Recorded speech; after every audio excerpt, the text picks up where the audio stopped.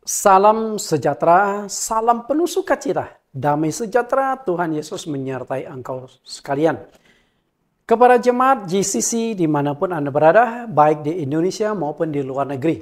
Senang sekali bisa berjumpa kembali dengan Bapak Ibu melalui ibadah live streaming pada hari ini.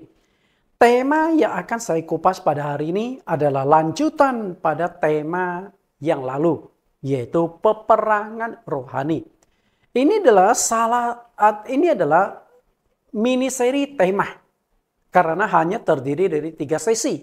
Tapi tidak menutup kemungkinan setelah 3 sesi ini suatu hari kelak saya akan sambung lagi dengan tema yang sama, peperangan rohani. Sebelum kita masuk ke dalam pembahasan kita, terlebih dulu kita akan berdoa, mohon Tuhan Yesus pimpin kita, sertai kita, agar pembahasan saat ini dapat kita tangkap dan dapat kita mengerti dengan baik. Mari kita berdoa. Di dalam nama Tuhan Yesus Kristus, kami berdoa. Terima kasih Tuhan, Engkau kembali memberi kesempatan bagi kami untuk belajar tentang kebenaran firman-Mu. Peperangan rohani adalah satu mini seri tema yang sedang dikupas pada saat ini. Semoga jemaat-Mu memahami, mengerti bahwa peperangan rohani ini terjadi dalam kehidupan sehari-hari dan bagaimana kami harus menghadapi peperangan ini. Senjata-senjata apa yang harus kami pakai dalam peperangan rohani ini, Engkau singkapkan semuanya bagi kami. Supaya kami dapat melakukan peperangan ini dengan baik dan keluar sebagai pemenang. Singkapkan sesuatu yang terselubung.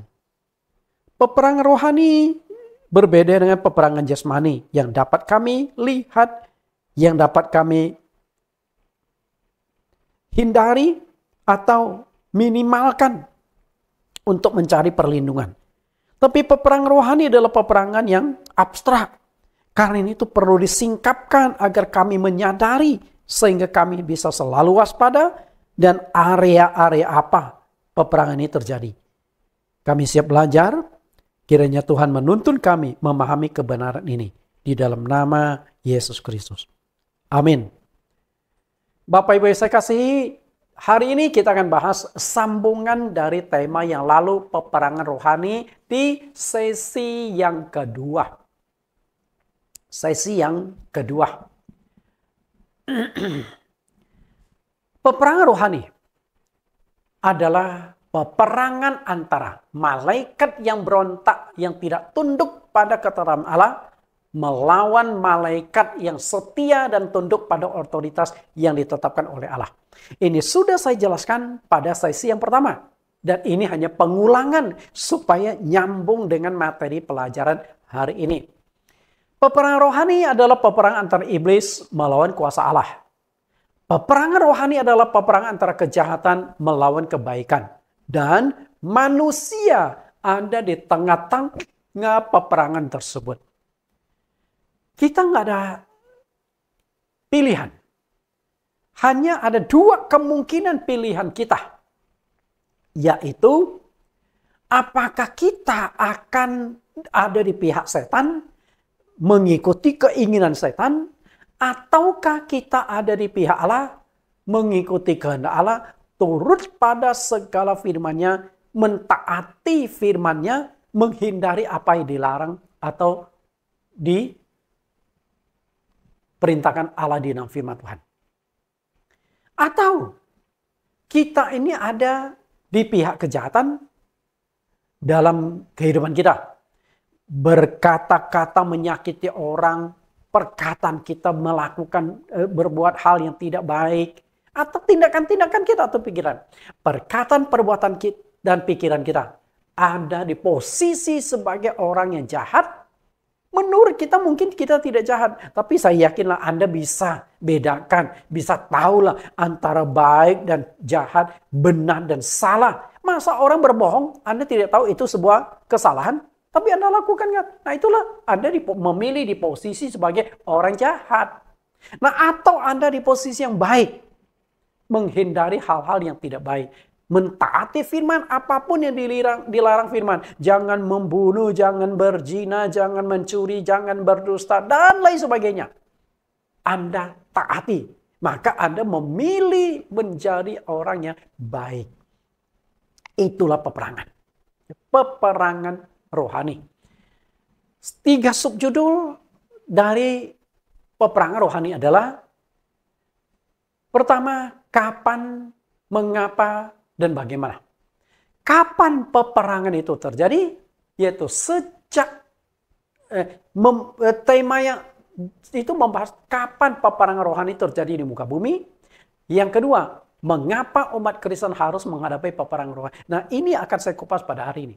Dan minggu depan yang akan kita kupas adalah bagaimana cara kita menghadapi peperangan rohani dan senjata apa yang harus kita pakai dalam melakukan peperangan rohani. Oke? 3 seri, mini seri dengan tema peperangan rohani. Kita lihat pelajaran atau pembahasan di sesi yang kedua. Mengapa umat Kristen harus menghadapi peperangan rohani? Pada sesi pertama saya sudah katakan, Anda senang tidak senang, suka tidak suka, siap atau tidak siap, peperangan rohani itu pasti terjadi. Karena itu Anda tidak bisa menghindari. Nah, yang menjadi pertanyaannya adalah kenapa? Kenapa saya harus masuk ke dalam medan peperangan rohani ini? Kenapa? Why? Kita bahas. Mengapa umat Kristen harus menghadapi peperangan rohani ini? Apa urusan atau sangkut paut kita dengan peperangan di sorga antara malaikat yang memberontak melawan malaikat yang baik? Kan kemarin, sesi yang lalu kita sudah kupas. Awal peperangan itu terjadi di sorga. Sebelum Allah menciptakan manusia. Jadi kalau saya sudah jelaskan di sesi pertama ada perang dunia pertama, perang dunia kedua. Nanti ada perang dunia ketiga. Perang yang terjadi antara manusia satu dengan manusia lain. Suku satu dengan suku lain. Kelompok ini dengan kelompok lain. Negara ini dengan negara-negara. Itu peperangan di dunia. Tapi jauh sebelum peperangan terjadi di dunia. Sudah terjadi peperangan di sorga. Antara malaikat yang memberontak, ingin melakukan kudeta, ingin menguasai tata di sorga. Dengan malaikat yang mempertahankan Allah sebagai penguasa di sorga. Apa hubungannya dengan kita? Apa salah manusia kepada iblis atau ular tua sehingga iblis begitu membusuhi manusia? Jadi begitu manusia diciptakan, datanglah si ular tua.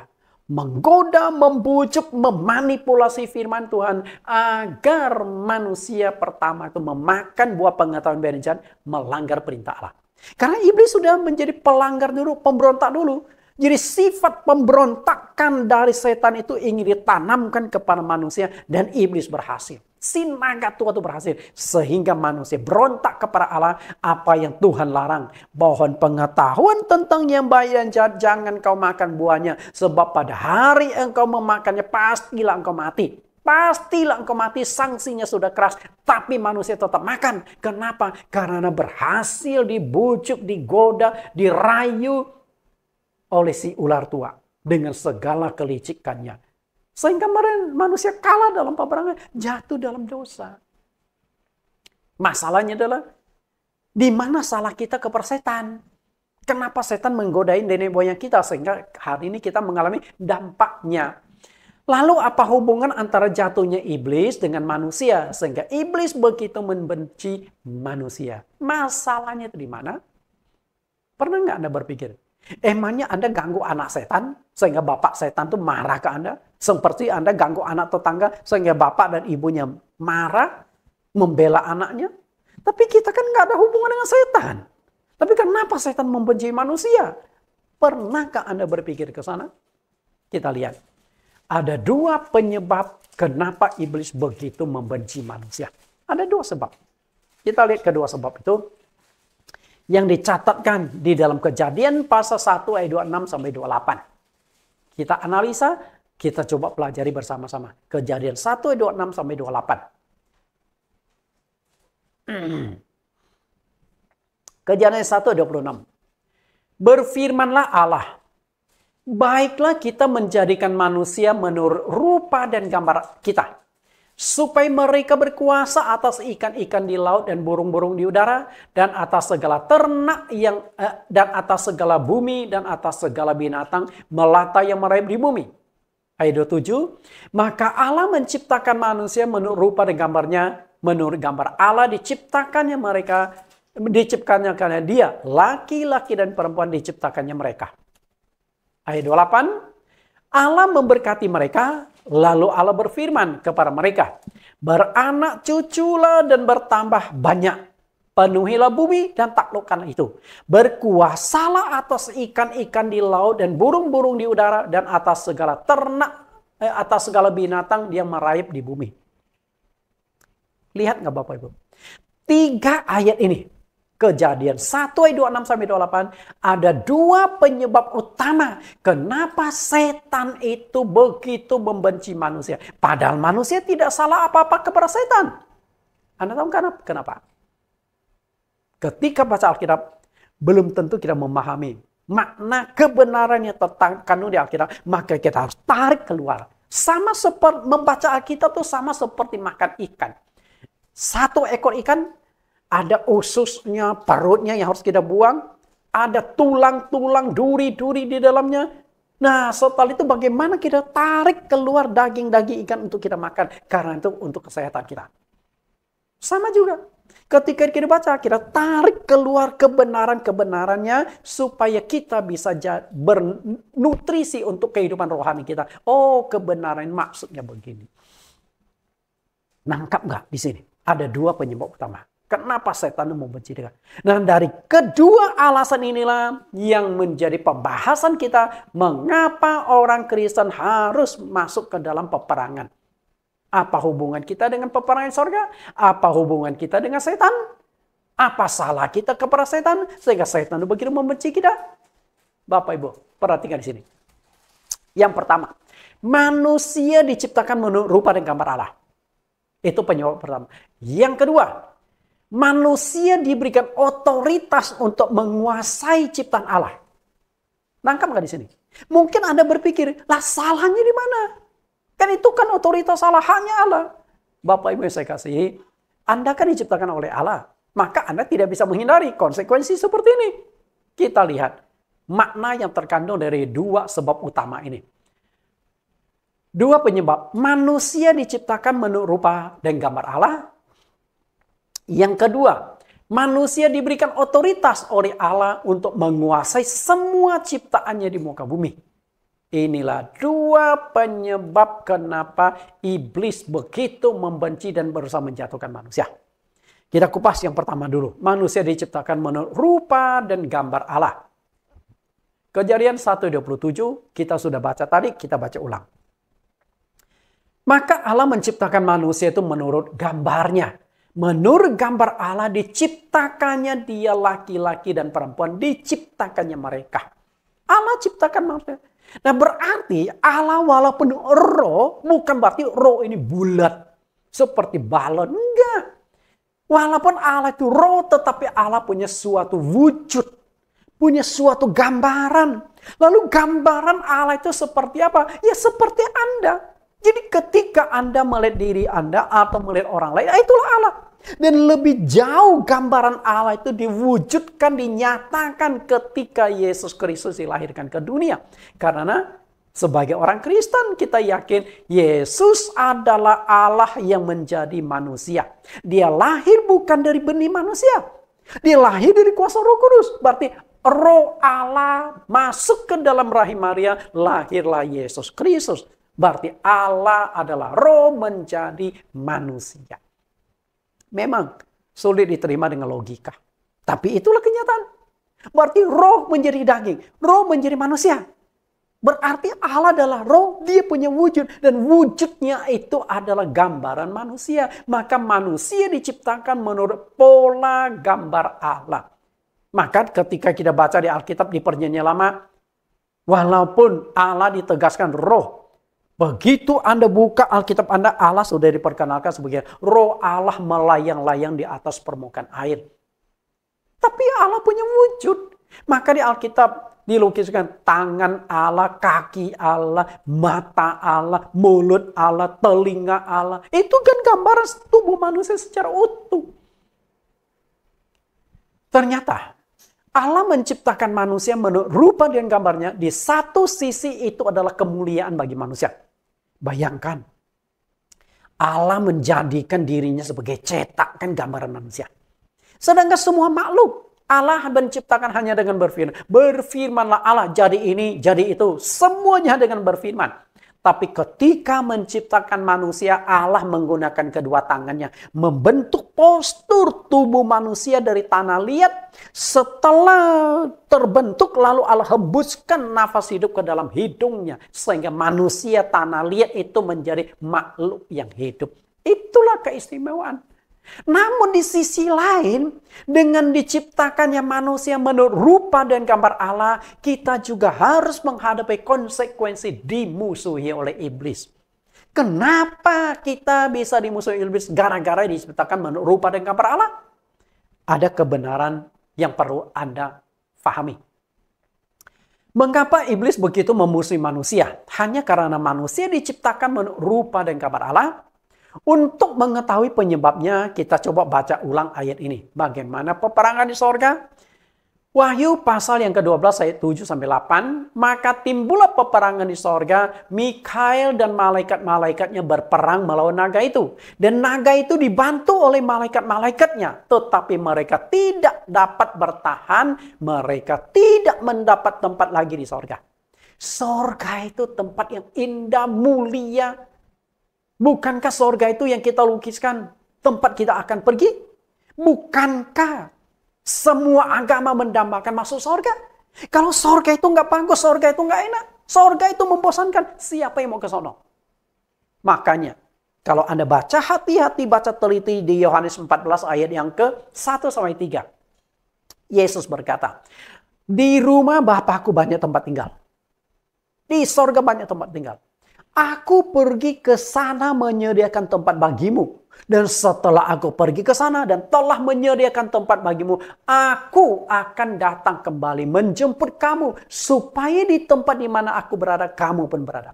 Yesus naik ke sorga 2000 tahunan, belum datang. Berarti belum selesai itu tempat.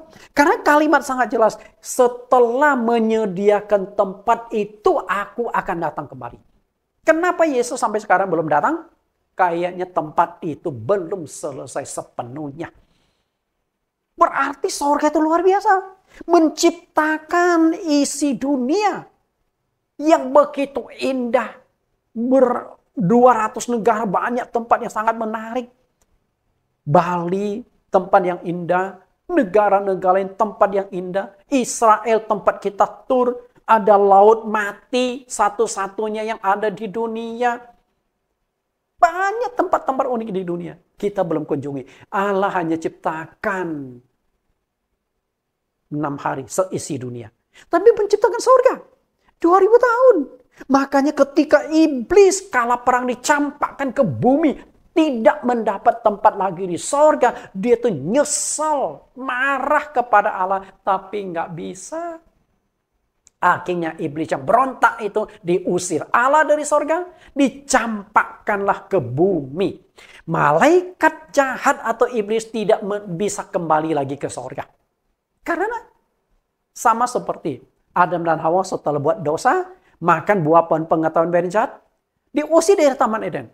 Lalu pohon kehidupan dipagari, dijaga oleh malaikat supaya mereka tidak datang ke pohon nikmatin. Itu dicegah. Kenapa nggak boleh makan pohon kehidupan? Karena kalau mereka makan pohon kehidupan tidak akan mati selamanya, menderita selamanya. Namanya pohon kehidupan. Hidup selama-lamanya. Sama juga setelah dicampakkan ke bumi, Allah mencegah malaikat itu naik ke surga. Pasti Allah sudah punya cara. Kita nggak tahu caranya bagaimana. Sehingga iblis yang katanya roh-roh jahat penguasa angkasa, penguasa angkasa, dia tidak bisa kembali ke surga. Padahal dia itu kan makhluk roh. Bisa terbang kemanapun, tapi tidak bisa terbang ke surga. Pasti Allah sudah mencegah. Kita nggak tahu cara mencegahnya gimana. Sehingga di bumi inilah dia tidak puas, dia ingin menyerang Allah. Dari bumi, iblis tidak berdaya membalas dan menyerang Allah. Sampai ketika Allah menciptakan manusia menurut rupa dan gambar Allah, peluang menyerang Allah itu muncul. Bagaimana munculnya? Begitu melihat wajah manusia, lah ini musuh kita.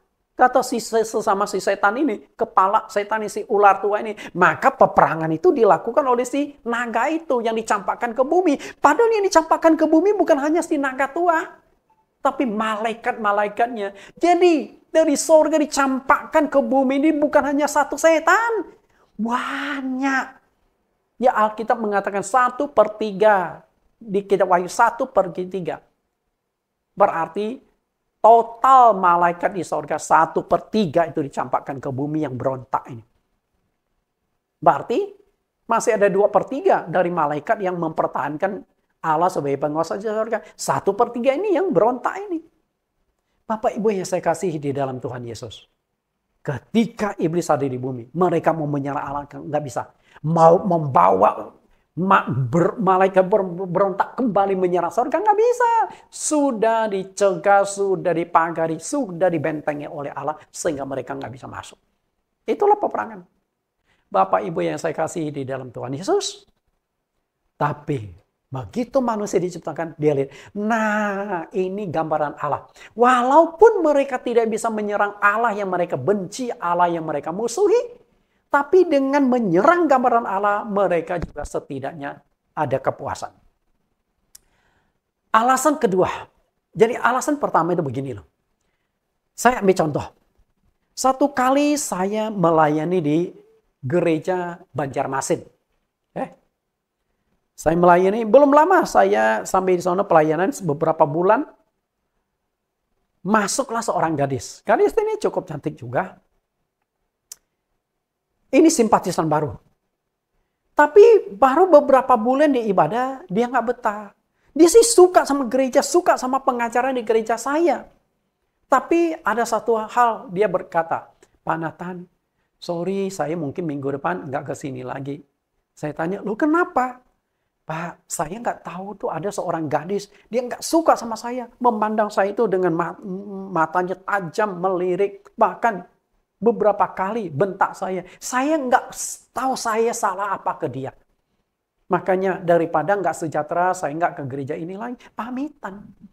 Saya pikir, waduh kenapa ya? Akhirnya saya coba pelajari. Saya ngomong, udah coba bertahan dulu. Saya coba atasi masalahmu. Oke, nah setelah itu saya coba perhatikan. Saya dekati gadis itu. Yang memusuhi dia. Saya panggil. Saudari, saya dapat laporan. Kamu nggak suka sama simpatisan baru itu, namanya si X ini ya. Akhirnya jemaat ini berkata, iya saya nggak suka sama dia. Ketus itu. Lalu saya tanya, apakah dia bersalah kepada kamu? Enggak, dia nggak salah apa-apa. Lah, kalau nggak salah, kenapa kamu membenci dia? Masalahnya di mana? Nah, akhirnya tiba-tiba dia tundukkan kepala. Lama mengembuskan nafas yang panjang. Akhirnya dia mengeluarkan satu kata, saya trauma Pak. Trauma apa? Apakah dia masa lalu pernah membuat Anda terluka atau gimana? Apakah sebelumnya Anda kenal sama gadis ini? Enggak, saya nggak kenal. Lalu kenapa Anda memusuhi dia? Nah, baru dia cerita panjang lebar. Begini Pak Pendeta, dulu saya punya seorang pacar. Kami hampir tunangan. Karena kami sudah pacaran beberapa tahun. Pacar saya baik. Tapi suatu hari kami putus. Gara-gara pacar saya direbut oleh wanita lain. Nah, wanita yang merebut pacar saya, wajahnya mirip seperti itu orang. Seperti gadis itu. Lah, itu masalahnya rupanya. Rupanya dia itu begitu melihat simpatisan baru itu, dia ingat wanita yang pernah merebut pacarnya. Mereka putus. Akhirnya dari sana dia trauma. Melihat wajah gadis ini, dia teringat kembali masa lalunya. Beberapa tahun yang lalu yang membuat dia terluka, yang membuat dia sampai sekarang kapok untuk mencari laki-laki. Katanya tidak ada laki-laki yang setia. Bapak Ibu saya kasih. Gara-gara perempuan itu. Nah akhirnya suatu hari saya panggil mereka berdua. Lalu ke simpatisan baru itu saya jelaskan begini-begini. Akhirnya saya ajak dia, udahlah berdamai ya. Nah, akhirnya si gadis ini yang membenci dia juga minta maaf. Maaf, saya terbawa emosi. Nah, dia ceritakan kenapa. Nah, setelah itu baru gadis ini memahami, oh masalahnya begini. Ya udah. Nah, walaupun hubungan mereka nggak dekat karena memang melupakan luka masa lalu itu nggak gampang. Tapi setidaknya dia tidak lagi menunjukkan sikap bermusuhan kepada gadis ini. Sampai gadis ini suatu hari sampai dibaptis. Ya puji Tuhan. Kasus seperti itu. Nah, jadi seperti ini juga. Iblis begitu membenci Allah yang di sorga. Tapi mereka nggak bisa menyerang Allah. Nah, begitu manusia Adam dan Hawa diciptakan menurut rupa dan gambar Allah, dengan melihat gambaran manusia, mereka melihat gambaran Allah, lalu mereka menyerang manusia itu. Itu masalahnya. Kenapa iblis begitu membenci manusia? Karena manusia diciptakan menurut rupa dan gambar Allah. Itu yang pertama. Lalu yang kedua. Alasan kedua, mengapa iblis begitu membenci manusia? Karena harapan malaikat yang dicampakkan ke bumi tidak terwujud. Jadi begini, kita harus tahu dulu, kenapa malaikat itu memberontak di sorga. Karena mereka ingin menjadi penguasa di sorga. Rupanya si naga tua menghasut malaikat-malaikat lain, kita aja jadi penguasa di sorga. Jadi 1/3 malaikat ini tidak puas. Batasan-batasan kekuasaan Allah mereka tidak puas. Mereka ingin mendapatkan kuasa lebih besar lagi. Maka berontaklah mereka. Mereka ingin menjadi penguasa di sorga. Jadi seperti di dunia saja. Kudeta. Lagi menjadi sebagai presiden, ada kudeta. Beberapa negara paling sering terjadi kudeta. Myanmar lah. Aung San Suu Kyi seringkali dikudeta. Kudeta. Filipina berapa kali terjadi kudeta. Di Indonesia pun mungkin ada kudeta. Zaman kerajaan Indonesia sama juga. Adanya pemecatan. Pemecatan itu kan disebut kudeta secara ya mungkin alasan politik, alasan hukum. Sekarang pun wakil presiden digoyang-goyang mau dicopot. Nah, ini kan sudah dipilih resmi. Nah, mungkin ada pelanggaran-pelanggaran. Ya itulah yang terjadi di dunia. Bapak Ibu saya kasih. Nah, setelah mereka kalah perang, mereka dicampakkan ke bumi. Dan ketika Allah menciptakan isi dunia 6 hari, iblis itu sudah mulai berharap-harap. Ya sudah, kami gagal menguasai sorga, tapi izinkan kami menguasai bumi. Jadi hari pertama Allah ciptakan, iblis yang diciptakan Allah bagus. Hari kedua yang diciptakan Allah bagus. Dan mereka tuh berharap-harap. Setelah selesai menciptakan, Allah serahkan kepada setan menjadi penguasa di dunia ini. Tapi apa yang terjadi? Setelah Allah menciptakan semua itu, penguasaan atas dunia ini diserahkan kepada manusia. Malaikat yang jahat itu melakukan pemberontakan karena ingin menguasai tata di sorga. Kita lihat dulu 1-2 ayat ini. Yehezkiel 28 ayat 2. Hai anak manusia. Anak manusia di sini adalah simbol atau Raja Tirus ini. Sebagai simbol iblis. Katakanlah anak manusia ini adalah hamba utusan Tuhan atau Nabi Yehezkiel. Nah kemudian Raja Tirus adalah simbol dari si setan ini. Beginilah firman Tuhan. Allah, karena engkau menjadi tinggi hati dan berkata, aku adalah Allah. Aku duduk di tata Allah di tengah-tengah lautan. Padahal engkau adalah manusia, bukanlah Allah. Walaupun hatimu menempatkan dirimu sama seperti Allah. Nah ini sini. Jadi ini juga menjelaskan tentang kudeta di sorga itu. Iblis mau menyamakan diri, ingin menjadi Allah di sorga. Perhatikan, aku adalah Allah, aku duduk di tahta Allah. Jadi tata yang seharusnya diduduki oleh Allah, ingin direbut oleh iblis. Si naga tua ini ingin jadi Allah. Si naga tua ini ingin jadi Allah. Maka dia ajak teman-temannya berontak. Kalau aku jadi Allah, kalian akan dapatkan kekuasaan, kemuliaan, kemewahan. Jadi Anda harus melihat gambaran kerajaan sorga itu sama seperti kerajaan dunia. Ketika kudeta berhasil, pasti pengikut-pengikutnya dapat bagian dong. Dapat kedudukan, dapat proyek, dapat jabatan, kemuliaan, sebagainya. Sama seperti itu. Malaikat memberontak itu menyamakan diri dengan Allah. Dia merasa layak duduk di tahta Allah. Dia merasa sudah harusnya tahta ini menjadi milikku. Itu yang terjadi. Perhatikan kalimat ini. Menguasai tahta di sorga. Kudeta di sorga gagal. Justru iblislah yang akhirnya dicampakkan ke bumi. Dihukum oleh Allah. Yehezkiel 28 ayat 17. Engkau sombong karena kecantikanmu, hikmatmu kau musnahkan demi kesemarakmu. Ke bumi kau kulempar, kepada raja-raja kuserahkan menjadi tontonan bagi mereka.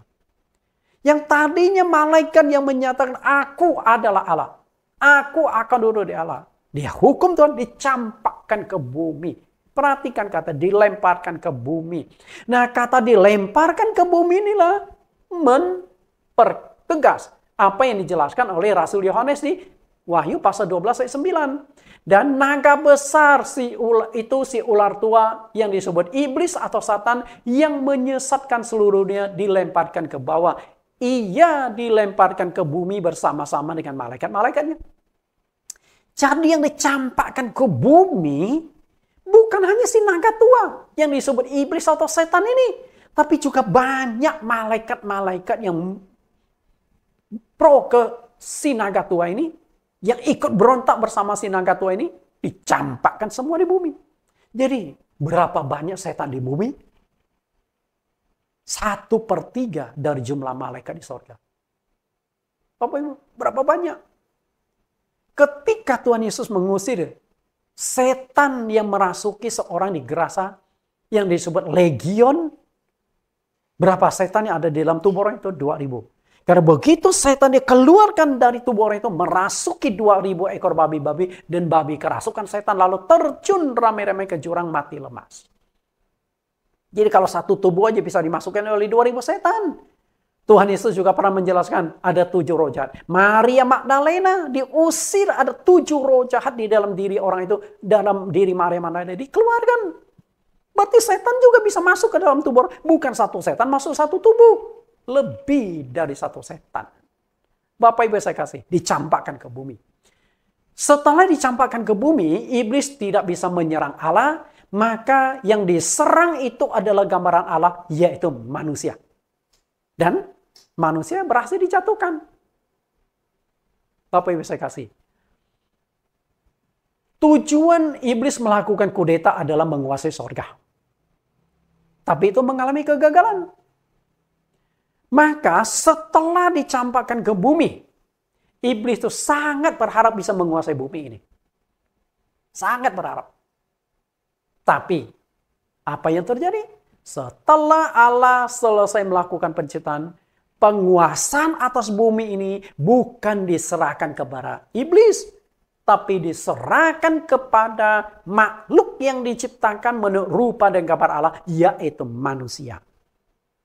Kita lihat, sekali lagi si ular tua dan para malaikat-malaikat pemberontak yang dicampakkan ke bumi menelan pil pahit. Gagal lagi. Karena apa? Setelah selesai ciptakan, Allah serahkan penguasaan atas dunia ciptaannya kepada manusia. Kenapa Allah menyerahkan kepada manusia?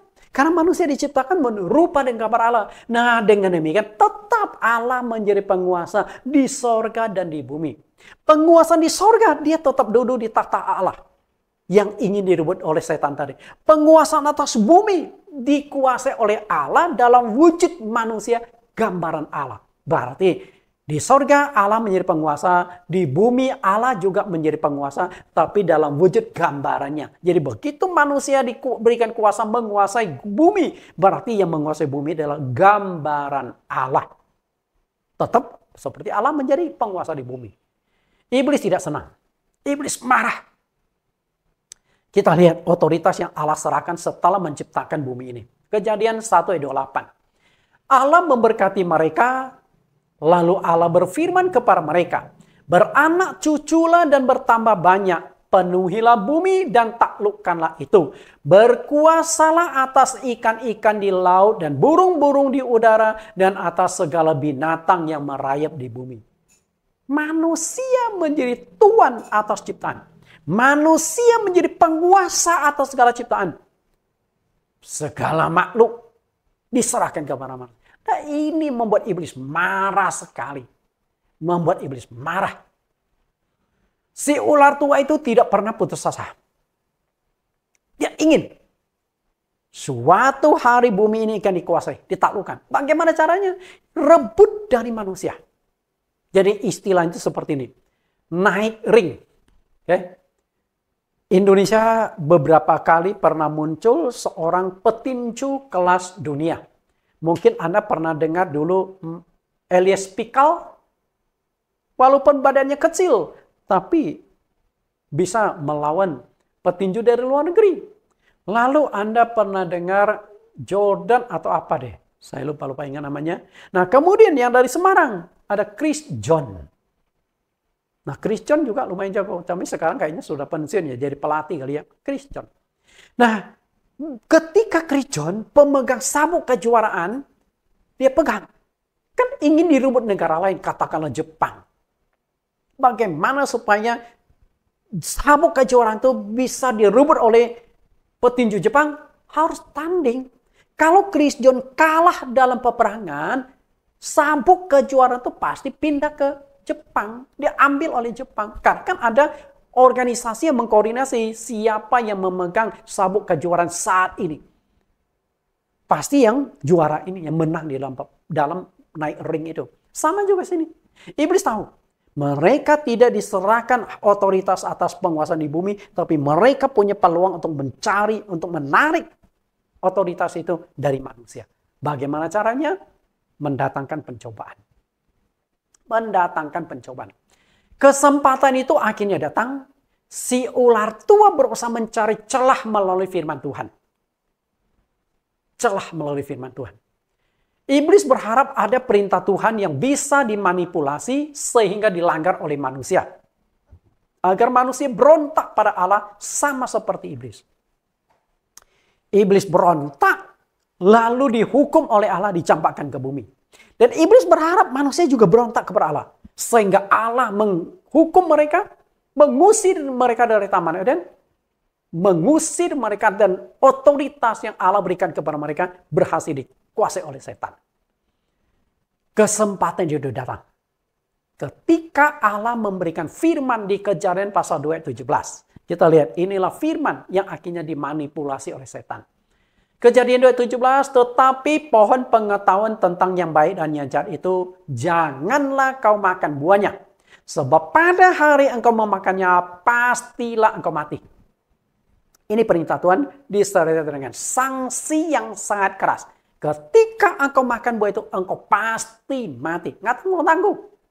Iblis tahu satu-satunya cara merebut otoritas yang diberikan Allah kepada manusia adalah dengan membuat manusia jatuh dalam dosa.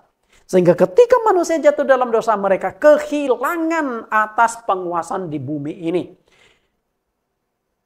Ketika mereka jatuh dalam dosa, mereka kehilangan kemuliaan Allah. Dan otoritas dari Allah diberikan kepada setan. Roma 3:23. Karena semua orang telah berbuat dosa dan telah kehilangan kemuliaan Allah. Dan ini terjadi. Begitu Adam dan Hawa jatuh dalam dosa, kehilangan kemuliaan Allah, mereka tidak layak lagi menjadi penguasa atas ciptaan Allah. Sehingga penguasaan atas ciptaan Allah dikuasai, bumi ini dikuasai oleh setan. Apakah ada pembuktian bumi dikuasai oleh setan? Tentu ada. Kita akan lihat pembuktian-pembuktiannya. Dosa membuat manusia kehilangan kemuliaan Allah. Adam dan Hawa bukan hanya kehilangan kemuliaan Allah, namun juga kehilangan otoritas sebagai penguasa atas ciptaan Allah karena direbut oleh iblis. Manusia kalah dalam peperangan rohani ini. Manusia kalah, ketika kalah dalam peperangan otomatis sebagai konsekuensinya mereka kehilangan atas otoritas ini. Sama seperti dua negara berperang. Ketika kalah perang, misalnya Israel dengan Palestina. Ketika Palestina kalah dalam peperangan, dataran Golan lah, Yerusalem Timur dan sebagainya, semua berhasil dikuasai oleh bangsa Israel. Karena mereka sudah menang. Mereka perluas wilayahnya. Jadi salah satu peperangan itu dalam antar negara, ketika satu negara itu kalah, maka banyak wilayahnya akan hilang. Karena apa? Dikuasai oleh pemenang perang. Sama prinsipnya seperti di sini. Kalah perang. Jadi ketika Adam dan Hawa kalah dalam perang, konsekuensinya mereka harus kehilangan otoritas atas apa yang diciptakan oleh Allah. Dalam Alkitab tercatat ada dua kali iblis mengutip firman Tuhan, dimanipulasi untuk menjatuhkan manusia yang dicobai oleh si setan ini. Dua kali loh di Alkitab dicatat. Satu kali di Perjanjian Lama, satu kali di Perjanjian Baru. Nah, kita lihat peristiwanya apa? Perjanjian Lama dan Perjanjian Baru. Perjanjian Lama peristiwanya itu adalah ketika Adam dan Hawa dicobai oleh iblis. Iblis mengutip firman Tuhan untuk menjatuhkan Adam dan Hawa. Dan firman yang dikutip adalah Kejadian pasal 3 1 sampai 5. Kejadian pasal 3 1, iblis yang aktif bicara dengan Hawa. Tentulah Allah berfirman bahwa semua pohon dalam taman ini boleh kau makan buahnya, bukan? Ini kan firman yang dikutip di Kejadian pasal 2 16. Lalu peristiwa kedua adalah ketika Yesus dicobai di padang gurun.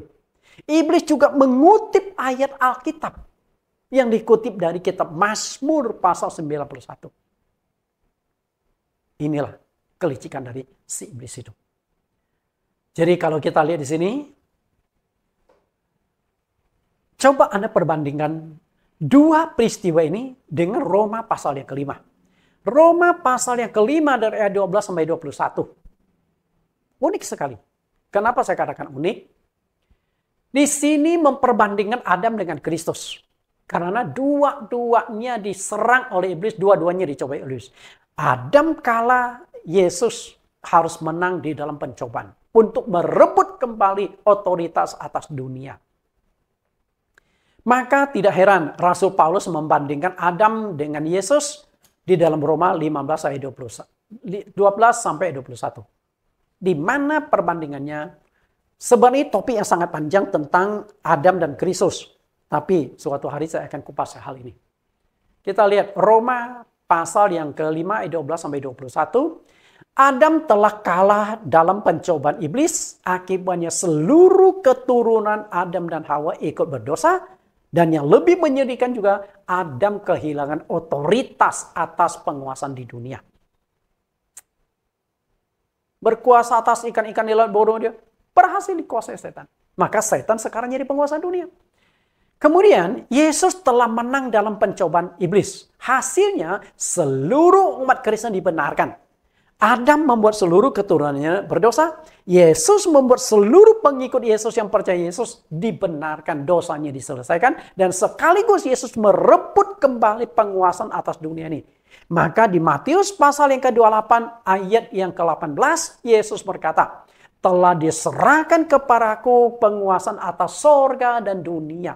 Berarti ketika Yesus menang atas pencobaan itu, mestinya dunia itu berhasil dikuasai oleh Allah. Kita lihat. Sebenarnya yang menjadi penyebab utama manusia jatuh ke dalam dosa adalah ketidaktaatan manusia. Nggak taat. Sama seperti setan. Iblis tidak taat, maka dihukum Allah. Sama juga manusia tidak taat, maka dihukum Allah. Ini perbandingan persamaannya. Yudas 1:6.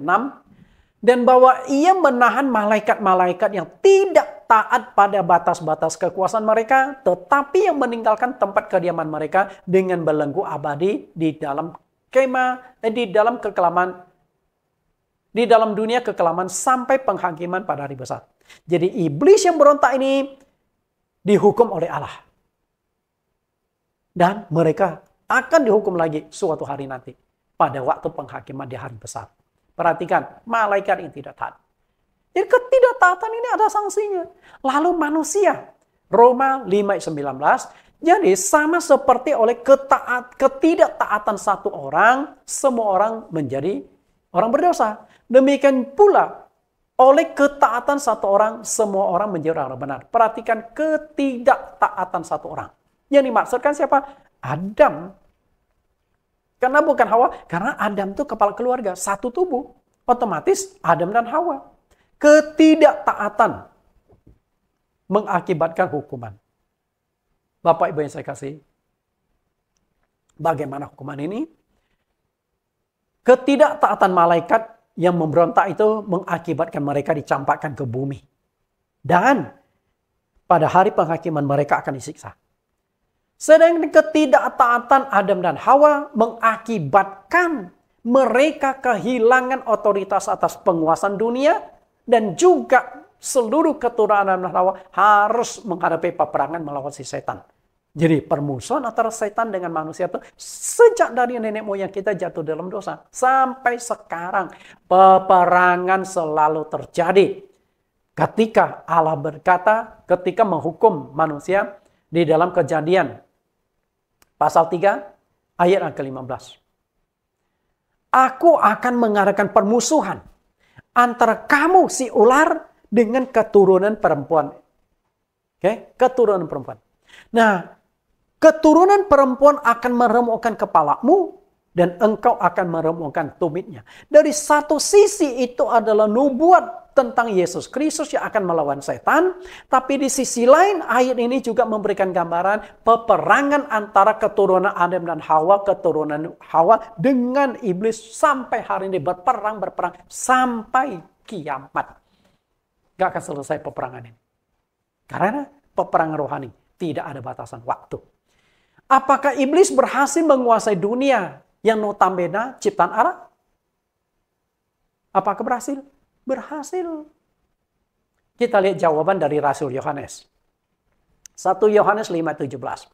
Semua kejahatan adalah dosa, tetapi ada dosa yang tidak mendatangkan maut. Perhatikan kata dosa dan kejahatan. Itu areanya setan tuh. Setan yang membuat manusia jatuh dalam dosa. Setan yang membuat manusia berbuat jahat. Ya, 2 kali disebutkan dosa.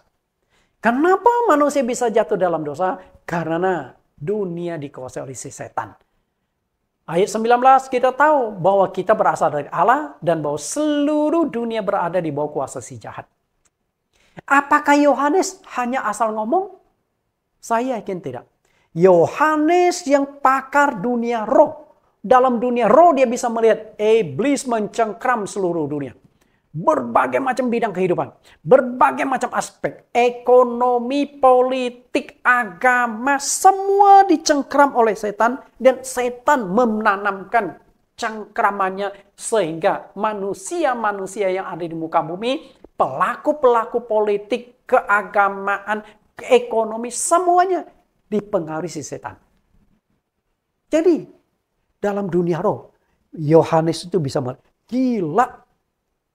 Setan menguasai seluruh aspek kehidupan manusia. Maka begitu banyaknya kejahatan-kejahatan. Ketika orang itu jahat, maka dia bukan lagi berasal dari Allah, tapi berasal dari setan. Korupsi lah, pemerkosa lah, pencuri lah, pemfitnah lah, penipu lah, pembunuh lah, semuanya. Karena setan berhasil menguasai mereka menjadi alatnya si setan. Untuk melakukan berbagai macam dosa-dosa. Melakukan berbagai macam kejahatan-kejahatan. Baru generasi pertama saja kejahatan sudah begitu mengerikan. Karena itulah seluruh umat Kristen di seluruh dunia harus melakukan peperangan rohani melawan si jahat. Bapak Ibu saya kasih, peperangan melawan si jahat. 1 Petrus 5 ayat 8-9. Sadarlah dan berjaga-jagalah lawanmu si iblis. Berjalan keliling sama seperti singa yang mengaum-ngaum dan mencari orang yang dapat ditelannya. Lawanlah dia dengan iman yang teguh sebab kamu tahu bahwa semua saudaramu di seluruh dunia menanggung penderitaan yang sama. Perhatikan di seluruh dunia. Kenapa demikian? Karena seluruh dunia itu sudah dikuasai oleh setan. Seluruh dunia itu di bawah kuasa si jahat yang Yohanes sampaikan. Nah, Petrus pun memperkuat alasan tersebut bahwa seluruh dunia, semua umat Kristen di seluruh, semua saudaramu di seluruh dunia menanggung penderitaan sama. Penderitaan apa? Berperang melawan si jahat. Peperangan itu capek. Anda kuras tenaga, kuras energi, kuras waktu, kuras tenaga, melawan keinginan, capek. Itu nggak gampang. Orang berbuat jahat kepadamu, Anda benci nggak? Kalau Anda benci, Anda kalah perang. Untuk bisa menetralkan kejahatan-kejahatan itu, peperangan. Berhadapan dengan orang toksik, capek. Berhadapan dengan orang yang negatif tinggi, capek. Tapi itu peperangan. Dia dipakai oleh setan. Bapak Ibu yang saya kasih, itulah peperangan rohani. Bukti lebih konkret bahwa iblis telah berhasil menguasai dunia adalah ketika Tuhan Yesus dicobai di padang gurun. Dengan terang-terangan iblis memproklamirkan bahwa dunia diserahkan kepada dia. Kita coba baca apa yang dituliskan di sini. Iblis mengklaim sebagai penguasa dunia. Pada saat Yesus dicobai di padang gurun. Lukas 4 ayat 5. Kemudian ia membawa Yesus ke suatu tempat yang tinggi. Dan dalam sekejap mata ia memperlihatkan kepadanya semua kerajaan dunia. Iblis pamer nih. Tuh, lihat, mewah kan? Lihat kemuliaan-kemuliaan dunia. Tuh, gedung yang tinggi. Oh, tempat perjudian. Wah, semua kemewahan keindahan dunia. Dan satu hal yang dikatakan oleh setan kepada Yesus. Apa yang dikatakan? Segala kuasa serta kemuliaannya itu akan kuberikan kepadamu. Lalu kalimat yang selanjutnya, sebab semua itu telah diserahkan kepadaku. Kan Allah menyerahkan otoritas atas dunia kepada Adam kan? Berkuasa atas ikan-ikan di laut, burung-burung di udara, binatang melayan di udara. Penguasa di dunia. Tapi kenapa iblis berkata semua itu telah diserahkan kepadaku? Siapa yang menyerahkan? Bapak Ibu yang saya kasih. Adam kalah dalam peperangan mengakibatkan mereka kehilangan otoritas. Otoritas ini dikuasai setan. Nah, apakah iblis berkata omong kosong? Omong-omong saja. Yang dihadapi itu Yesus loh. Iblis tahu loh. Iblis suka takut sama Yesus loh. Gak mungkin Yesus bisa dibohongin kan? Barang misalnya. Mobil ini sudah dikasih ke saya loh. Padahal belum. Betul nggak? Rumah ini sudah dikasih ke saya loh. Padahal belum. Artinya kan ada berbohong. Buktinya apa? Begitu dicek sertifikatnya, sertifikat orang. Kecuali rumah itu diserahkan ke kamu, lalu sertifikatnya diubah atas nama kamu, baru bisa mengatakan itu. Kalau belum dibalik sertifikatnya, motornya, mobilnya belum dibalik atas nama engkau, tetap orang lain punya kuasa. Tapi kenapa iblis berani berkata demikian? Bahkan dia berkata, semua itu akan kuberikan, siapapun aku kehendaki aku kasihkan. Yesus ditawarkan. Dari sini kita lihat dengan jelas bahwa iblis menyadari dia sudah menjadi penguasa atas dunia ini. Karena itu, peperangan kita tidak bisa hindari. Peperangan demi peperangan melawan si setan. Iblis selalu menawarkan kenikmatan duniawi kepada Adam dan Hawa. Perempuan itu melihat bahwa buah pohon itu baik dimakan dan sadap kelihatan. Lalu lagi pula pohon itu menarik hati karena memberi pengertian. Lalu ia mengambil dari buahnya dan dimakannya. Dan diberikannya juga kepada suaminya yang bersama-sama dengan dia. Dan suaminya pun memakannya. Iblis berkata, kalau kamu makan buah ini, kamu akan seperti Allah loh. Tahu tentang yang baik dan jahat. Lalu dibangkitkan keinginan menikmati buah itu. Padahal di Taman Eden itu ada ribuan jenis buah. Kenapa Adam dan Hawa tidak puas? Melihat buah pohon pengetahuan baik dan jahat, mereka ingin nikmati juga. Karena iblis berhasil membangkitkan keinginan. Melihat buah itu, ternyata buah ini seakan-akan punya magnet menghipnotis, ingin menikmati. Melihat buah itu, mungkin air liur mereka keluar. Sehingga mulai ulurkan tangan menikmati tubuh. Karena di sini dikatakan menarik hati dan nikmat kelihatan. Perhatikan kata sedap untuk sedap untuk dimakan. Artinya buah itu sangat enak sekali kelihatan. Membangkitkan. Bapak Ibu yang saya kasih. Iblis memang berusaha menawarkan kenikmatan-kenikmatan. Inilah peperangan rohani yang harus dihadapi semua umat Kristen di seluruh dunia. Namun Adam dan Hawa telah kalah dalam peperangan rohani di Taman Eden. Jadi, setiap hari Anda tuh berperang melawan si setan yang diwujudkan dalam keinginan-keinginan daging, hawa nafsu. Ingin ini, ingin itu. Semua keinginan-keinginan itu berasal dari si setan. Bapak Ibu yang saya kasihi, 2 Korintus 11 ayat 3, tetapi aku takut kalau pikiran kamu disesatkan dari kesetiaan kamu yang sejati kepada Kristus, sama seperti Hawa diperdaya oleh ular itu dengan kelicikannya. Iblis yang begitu licik, berusaha memanipulasi. Dia bisa masuk ke dalam berbagai hal. Dia bisa memakai uang untuk menjatuhkan engkau, nawarkan engkau ketamakan. Dia bisa memakai lawan jenis membuat Anda jatuh dalam dosa. Dia bisa memakai narkoba, dia bisa memakai minuman memabukkan, bisa memakai perjudian, berbagai macam. Inilah peperangan kelihatan kenikmatan. Kenapa orang pakai narkoba? Sudah tahu melanggar hukum dan merusak kesehatan. Karena sama seperti buah pohon pengetahuan baik dan jahat, ada kenikmatan. Kenapa orang merokok? Bakar duit, merusak kesehatan. Karena ada sesuatu yang mereka dapatkan, kenikmatan. Itu setan tawarkan semuanya. Karena itu, alasan utama Paulus menulis sejarah kejatuhan nenek moyang kita Adam dan Hawa adalah untuk memberi pelajaran kepada umat Kristen, jangan kalah dalam peperangan melawan si jahat. Cara iblis menjatuhkan manusia itu sangat licik. Artinya tidak terduga, tidak bisa dideteksi. Itulah peperangan rohani. Kalau peperangan jasmani kelihatan, kita bisa analisa. Peperangan rohani itu ke abstrak. Maka melalui 3 sesi pelajaran peperangan yang abstrak ini saya buat jadi konkret. Ini loh saya munculkan permukaan dengan contoh-contoh, dengan ilustrasi, dengan penjelasan. Supaya Anda bisa melihat dengan jelas bahwa setiap hari kita ini berperang dan berperang. Nenek moyang kita Adam dan Hawa kalah dalam peperangan rohani melawan si setan. Karena itu, Presiden kita, Bapak Proklamator Indonesia, di tanggal 17 Agustus tahun 1966, dalam pidato kenegaraan, dia memberikan sebuah judul, Jas Merah. Jas Merah. Ini Soekarno itu seorang pidato yang luar biasa. Jas Merah. Singkatan apa? Jangan sekali-kali melupakan sejarah. Jas Merah. Makanya PD itu simbolkan merah. Sebagai semboyan dari Soekarno.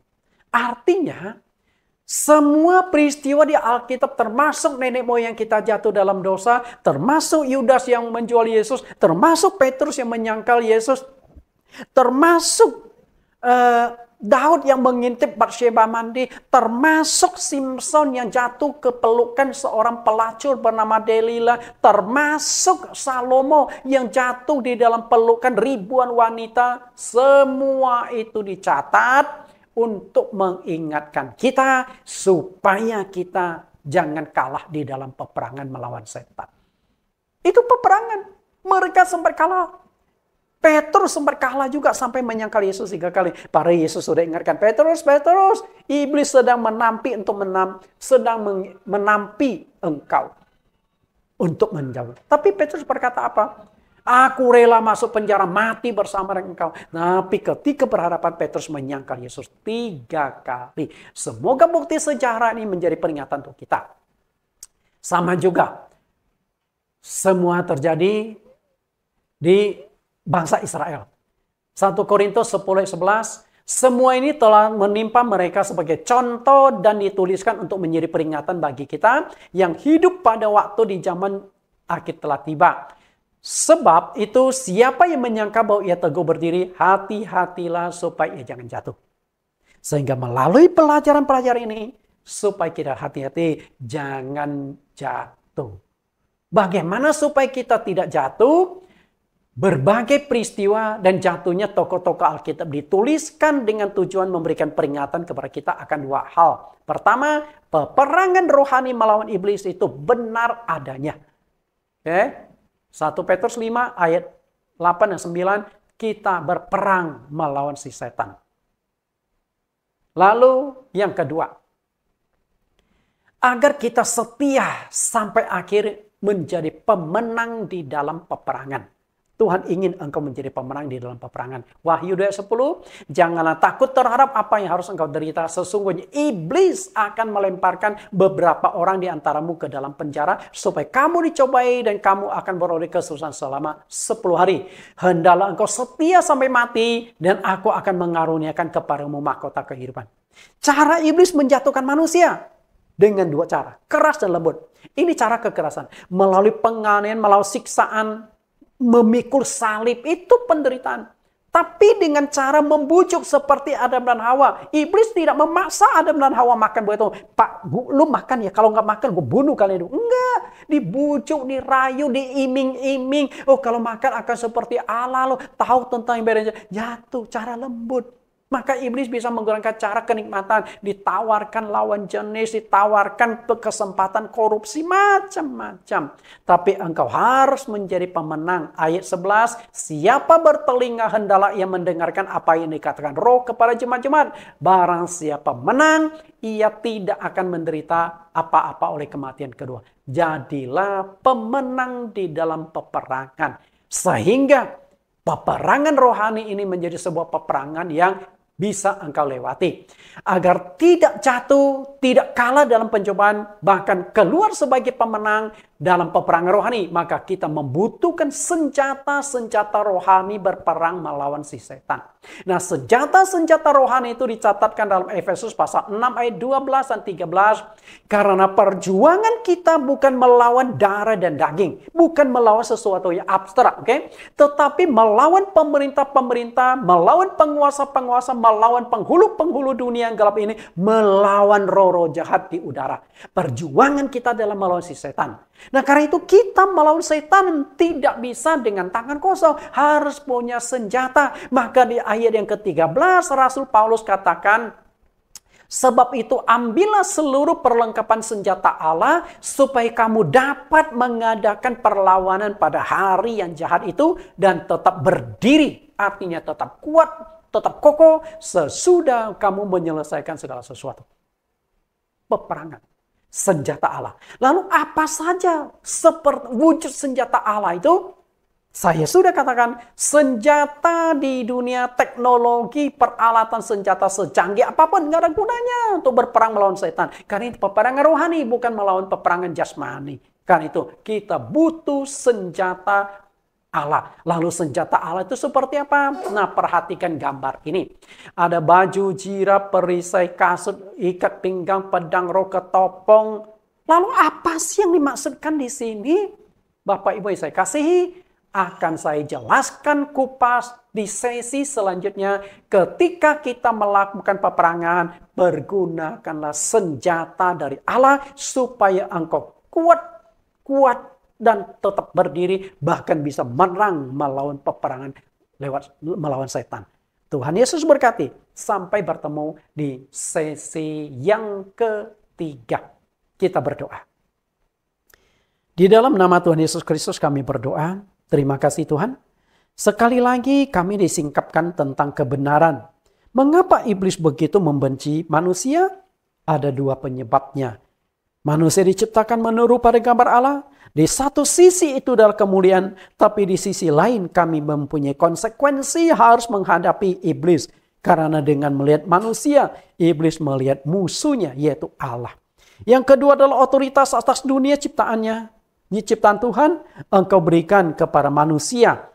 Dan iblis tidak suka, maka iblis berusaha merebut penguasaan atas dunia dari tangan manusia. Dan berhasil, iblis menjadi penguasa atas dunia ini. Ketika Tuhan Yesus dicobai di padang gurun, iblis berkata, semua itu telah diserahkan kepadaku, dan aku memberikan kepada siapapun yang kuinginkan. Iblis ingin menguasai dunia. Otomatis iblis juga ingin menguasai manusia-manusia di dunia. Ketika hidup kami mengikuti keinginan setan, mengikuti kejahatan-kejahatan, maka kami adalah milik setan. Tapi ketika kami melawan iblis melalui peperangan rohani, kami tidak ingin tunduk pada iblis, maka kami harus berperang melawan kejahatan-kejahatan, tipu daya iblis. berarti kami memilih di pihak Engkau ya Tuhan. Kuatkan kami hari ini. Umat-Mu di seluruh dunia sedang berperang melawan setan peperangan rohani.